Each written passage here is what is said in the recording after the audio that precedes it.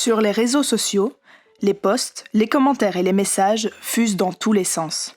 De sorte que, si on y participe un peu, on peut vite se retrouver mal à l'aise devant certains propos. Par exemple, on subit de la discrimination, du harcèlement ou des discours de haine. 3 types de problèmes qu'on peut signaler auprès des réseaux sociaux eux-mêmes, mais surtout à l'organisme UNIA, à l'Institut pour l'égalité des femmes et des hommes, et à la police. En théorie donc, lorsqu'on se sent attaqué, on peut le signaler, et cela peut même aboutir dans certains cas à une plainte. Mais dans la pratique, c'est plus compliqué. Sur les réseaux sociaux comme dans la vie, on peut voir passer des messages qui nous choquent, qui nous inquiètent ou même qui nous heurtent, sans que pour autant cela puisse être censuré ou puni. Pourquoi ? En raison de la liberté d'expression, qui est une valeur démocratique forte en Belgique. Ce n'est pas le cas partout dans le monde. En Belgique, on va protéger un maximum le droit des personnes de dire ce qu'elles pensent, même si cela dérange les autres. On n'est donc pas tout à fait dans la célèbre maxime « La liberté des uns s'arrête là où commence celle des autres ».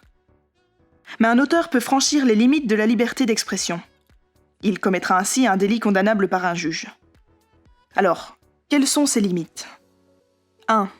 La liberté d'expression est tout d'abord limitée par le maintien de l'ordre. La loi intervient dans l'incitation à la discrimination, haine et/ou violence sur les réseaux sociaux. Par exemple, lorsqu'une personne raciste ou xénophobe incite à haïr et à attaquer une personne ou une association en raison de sa prétendue race, ascendance, couleur de peau, nationalité ou origine nationale ou ethnique. 2. On peut aussi aller trop loin dans la liberté lorsqu'on insulte publiquement une personne. Mais c'est surtout le cas lorsque l'insulte se fait par vidéo. Parce que, si elle est donnée par écrit, on tombe dans ce qu'on appelle le délit de presse, qui sera moins condamnable que la vidéo malheureusement. Attention, en Belgique, lorsqu'un internaute insulte publiquement une communauté, on ne peut pas se sentir insulté. Il faut qu'on soit directement victime de l'insulte pour pouvoir signaler les propos. 3.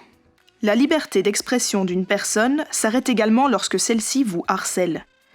Ce n'est pas tant le contenu du message qui pose problème et qui peut être signalé, mais bien le caractère répétitif, insistant des messages, qui nous dérange donc dans le bon déroulement de notre vie privée. 4. On est enfin amené à restreindre la liberté d'expression lorsque les discours diffusent des idées fondées sur la supériorité ou la haine raciale, c'est-à-dire lorsqu'un auteur tient des propos haineux sur notre prétendue race, notre ascendance, notre couleur de peau, notre nationalité ou notre origine nationale ou ethnique, par exemple. C'est déjà un grand pas. Mais là, on se demande pourquoi ce n'est pas le cas de tous les discours sexistes, homophobes, transphobes, handiphobes en ligne. Encore des progrès à faire, monsieur le législateur ? Ou trop d'entraves à notre liberté d'expression ?